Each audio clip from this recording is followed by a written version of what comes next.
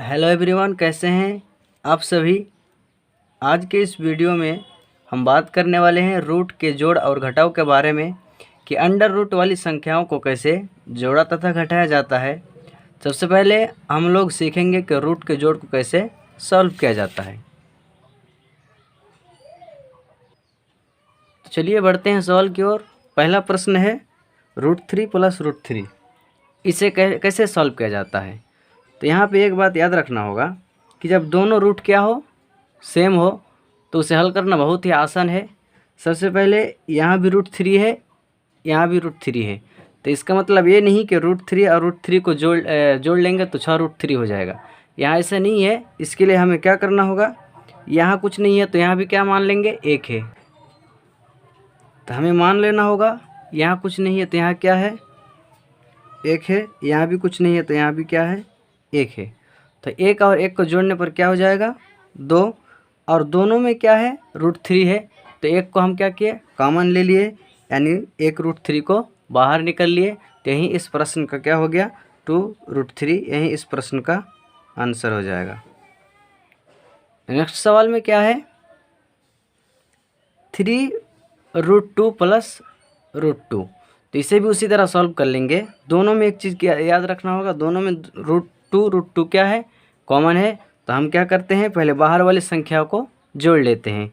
यहाँ क्या है, 3, और यहाँ रूट के पहले कुछ नहीं है तो इसे हम क्या मानते हैं, 1 मान सकते हैं। यहाँ 1 है तो 3 और 1 को जोड़ने पर क्या हो जाएगा, 4, तो हम यहाँ लिख देंगे 4।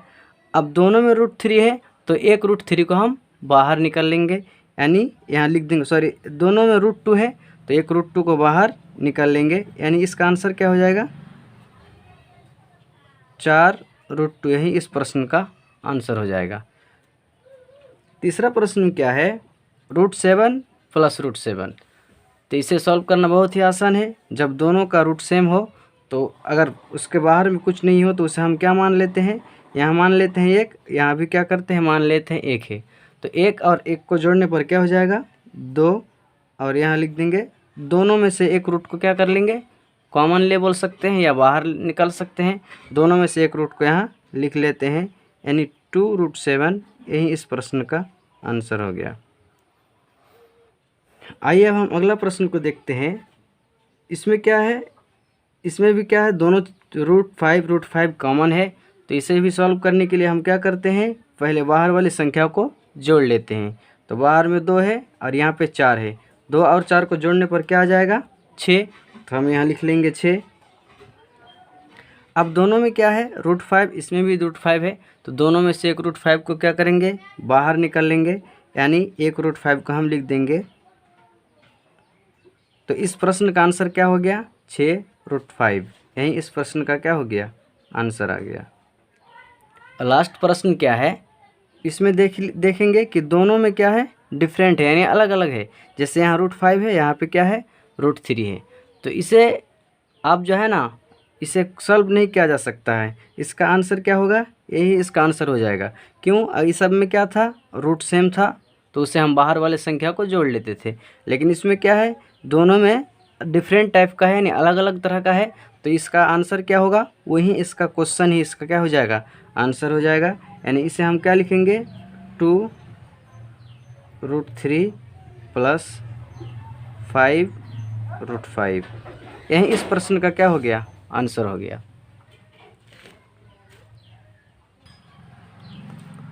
तो उम्मीद करते हैं आप लोग रूट का जोड़ सीख गए हैं। तो चलिए अब बात करते हैं रूट के घटाव के बारे में। रूट के घटाव में भी यही रूल फॉलो होगा कि सेम रूट में अगर संख्या होगी तो उन्हें घटाया जा सकता है, अदरवाइज उसे घटाया नहीं जा सकता है। जैसे हम प्रश्न को देखते हैं, इसे भी सॉल्व करते हैं। पहला प्रश्न क्या है, √2 - √2, यहाँ दोनों रूट क्या है, सेम है, यहाँ भी 2 रूट है, यहाँ भी रूट में 2 है। तो क्या करते हैं, √2 को √2 से अगर माइनस करेंगे तो मेरा आंसर क्या आ जाएगा, 0, और इस 0 ही क्या हो गया, इस प्रश्न का आंसर हो जाएगा। नेक्स्ट सवाल है 4 √5 - 2 √5, तो इसे हम क्या कर सकते हैं, घटा सकते हैं, क्योंकि दोनों का रूट क्या है, समान है, यानी एक जैसा है। तो हम इसे भी क्या करते हैं, पहले बाहर वाली संख्या को यानी 4 में से 2 को क्या करते हैं, माइनस करते हैं। 4 में से अगर 2 को घटा देंगे तो मेरे पास बचेगा 2, तो हम यहाँ लिख लेंगे 2। और दोनों में से क्या एक रूट को बाहर निकाल लेंगे, यानी √5 को क्या किए, बाहर निकाल लिए। यही इस प्रश्न का क्या हो गया, आंसर हो गया।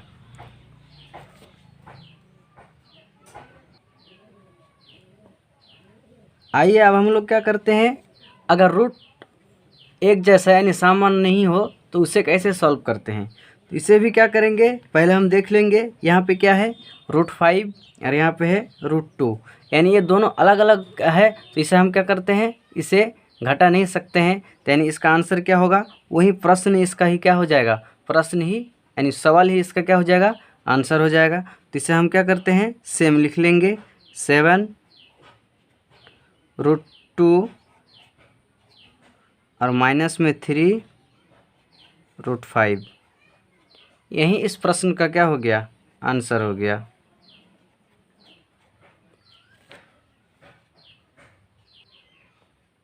चलिए नेक्स्ट सवाल को देखते हैं।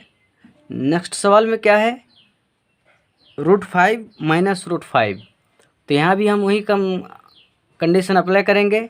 जैसे √5 में से √5 को अगर माइनस करेंगे तो हमारा आंसर क्या हो जाएगा, 0, यानी 0 ही इस प्रश्न का क्या हो जाएगा, आंसर हो जाएगा।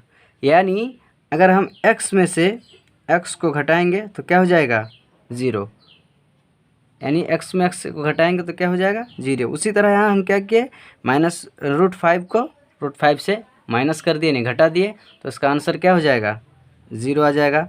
इसलिए हम इसे 0 लिखते हैं। चलिए लास्ट सवाल क्या है, ये दोनों अलग अलग रूट है। जैसे यहाँ पे क्या है √7, यहाँ पे है √2। तो इसे भी क्या कर सकते हैं, इसका हल नहीं किया जा सकता, यानी इसका क्वेश्चन ही क्या है, इसका आंसर हो जाएगा। तो हम इसे क्या करते हैं, 3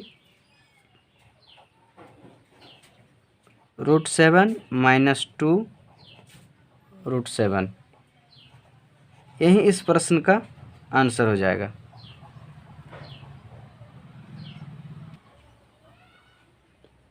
उम्मीद है आप लोगों को रूट का जोड़ तथा घटाव सही तरीके से समझ में आ गया है।